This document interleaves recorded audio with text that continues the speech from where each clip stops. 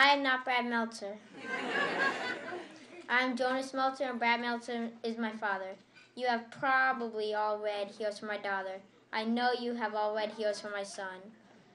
And now the person who wrote those two awesome books, the best dad in the world, Brad Meltzer.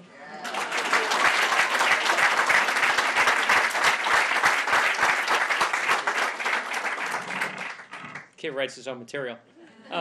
You think I'm joking. So the most important things first, and that's simply to say thank you. Thank you to Mitchell Kaplan. I travel the country to bookstores. That's what I do. That's my job. I talk to imaginary people, and I travel the country to bookstores. And I say to everyone who asks, Books and Books is the best bookstore in the country. And I don't say it because I know Mitchell. It's true. I don't say it because I know Mitchell. I don't say it because he knows my family. I don't say it because I love him and he's part of our family for so long. It just is a fact. That's true. It's not an opinion. That's a fact. Anyone who argues with you, they're just wrong. And I also want to thank, of course, my family, because this becomes a very, as Mitch said, a bittersweet moment. This is the first event that my dad's not at. And the last time we were here was the event my mom wasn't at. So we've been through a lot of loss. In fact, lost my grandmother also, who I'm going to talk about. And this event, we had no doubt, was dedicated to him. There was no question. He was always the guy who, the one thing you'll notice now is the signings are much more quiet. Actually, people are listening, because my dad was always in the back kibitzing with people and, hawking them and trying to sell them more books and, and trying to give them tell them where to get a good pastrami sandwich. So played a vital role, clearly, in the book-selling circuit. But we owe him forever. We miss him. I miss him every day. And in many ways, this book, as I was losing them, became a search for new heroes and made me also, more than anything, appreciate the heroes that were already in my life. And, of course, need to thank the heroes who have been there for me as I was losing parts of my family, the family that does remain and really caught me as my safety net, and that of the Flams, Bobby and Dale and Amy and Adam and my nieces and nephews and Adam and G are incredible. They have saved me in more ways than you know. And, of course, my own family, my Jonas, my Lila, my Theo. There are no books without them. And, of course, my favorite hero, I'm going to save for last, but that is my wife, Corey. And I love you. You're here tonight. Oh, thank you. So Heroes for My Daughter was born on the night my daughter was born. 6 years ago on the night my daughter was born, I said I'm going to write a book that lasts her whole life. I'm going to give it to her, and she will indeed think I am the greatest father of all time when she sees the wisdom that I presented to her. I had a parade plan for myself. It was going to be spectacular, right? It was the perfect plan. And the truth was, I didn't know anything about being a dad. I just loved my daughter. That's all I knew. And I wrote, the day that I came home from the hospital, I wrote down rules for her to live by, just as I had done with my son. I wrote, that she should love God, that she should be nice to the kid who needs help in class. And I wrote all these rules. I said, I'm going to write a book of rules for her to live by. And I had done, as I said, something similar with Heroes for My Son. That came out 2 years ago. And for 2 years now, my daughter's been asking one question over and over. Where's my book? Where is my book, Dad? Tick-tock, let's go, come on. And you think I'm joking, but she was worse than my own editor. She was literally like on this every single day, wanted to know where the book was. And I started with looking at heroes like Sally Ride. And everyone knows Sally Ride, the first female American astronaut in space. And the question to me was, why'd they pick Sally Ride? Why does she, out of all the great American women, why does NASA pick her? And some say it's because she's a genius at physics. And others say it's because she's a great athlete. She was a great tennis player. Some say she was just because she was fearless. And those are all true. But here's what's also true. Something had to happen first, and here's what happened. She had to see an ad in her college newspaper and answer it. She had to see an opportunity, and she had to seize it. That's why they picked Sally Ride. I said, that's the kind of hero I want for my daughter. I want someone who she can learn that lesson from and see how you get to do what no one's ever done before. And that's where Heroes for My Daughter was really born. Because I realized, I said, I don't want to give her a book of rules. I want to give my daughter a book of heroes. I want to give her heroes like Rosa Parks. I want to give her heroes like Christopher Reeve. I want to give her heroes like Marie Curie. Smart, intelligent, self-reliant heroes. That was the key to me. And that's where the book began. And I thought it was going to be very much like my son's book. I had more men in my son's book and a few women. And in her book, I'd have more women and I'd have a few men. And I thought to myself, it's going to be exactly the same. I treat my kids absolutely equally. That's the kind of dad I am, right? The perfect one.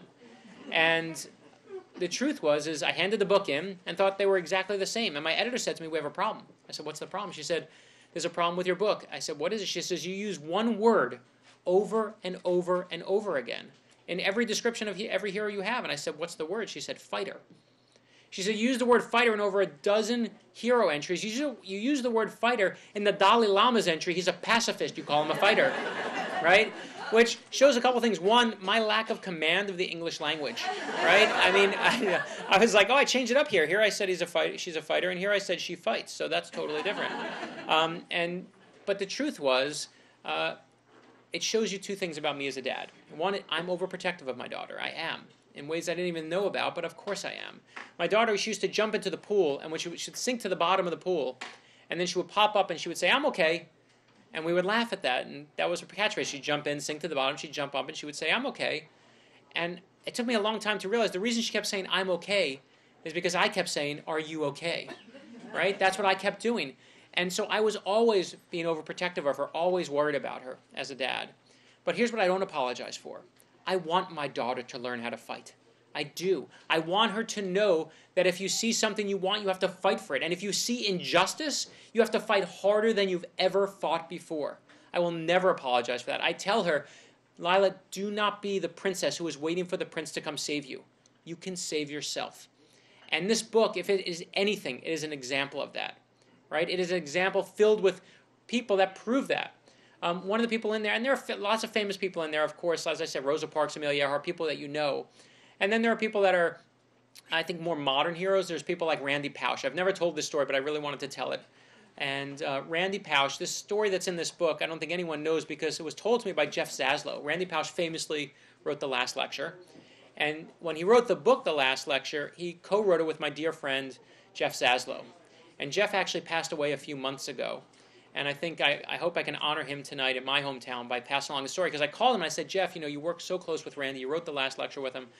Can you tell me a story no one knows? A story no one's ever heard before. And he told me this story. It's amazing. He said Randy Pausch, on the days before he died, he wasn't on Oprah. He wasn't doing the talk show circuit. He had one rule. He spent it with his family. And he was with his young son, Dylan. And right after he died, his young son, Dylan, came to his father's friend and said, is cancer solvable? And his father's friend said, no, your dad died from pancreatic cancer. There is no cure for it. And you could tell his son was upset, and he said to Dylan, well, why? And Dylan said, my dad told me I have it within me to solve problems. But this is why Randy Pausch is so important. He's so important because I found out that last summer, young Dylan went to Capitol Hill to lobby for pancreatic cancer research. So it is fantastic when millions of people hear your message and watch a YouTube video. But it is far more vital when one person acts on it. And I love that he is proof of that. That is what Randy Pausch is proof of to me. There are also heroes, and again, I always say this is a book not about famous people. It's about what we're all capable of in our very best days. We are all brave and we are all cowards, and we are all strong and we are all weak, and we are all can act beyond ourselves. And sometimes we do all those things in the same exact day. But that's what makes us who we are. So the book is also filled with people you've never heard of. There's a young girl named Alex Scott, who's in the book. And Alex Scott, before she was a year old, she was diagnosed with cancer. It was the only life she knew. Chemotherapy and surgery and hospitals. And when she was 4 years old, she said to her parents she wanted to open a lemonade stand in their front yard, not to buy any toys for herself or take the money for herself. She wanted to give the money to doctors to help other kids with cancer. Within a single day, Alex's lemonade stand raises $2,000.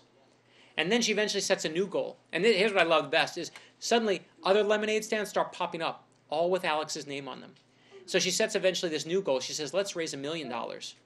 On June 12, 2004, hundreds of lemonade stands open up in every state in the country. Ordinary people selling water and sugar and lemons to help kids with cancer. Nearly 2 months later, Alex dies. She's 8 years old, while her parents hold her hands. Before she dies, she sets a new goal. She says, let's raise $5 million. To this day, Alex's lemonade stand has raised over $45 million, and it's still going strong. Right? I love that. One girl, one idea, one big dream. That is a hero for my daughter. You better believe she's in this book. And I wanted her in here. And to me, I love that fact. To me, that's the most important part of those regular heroes that we don't, again, famous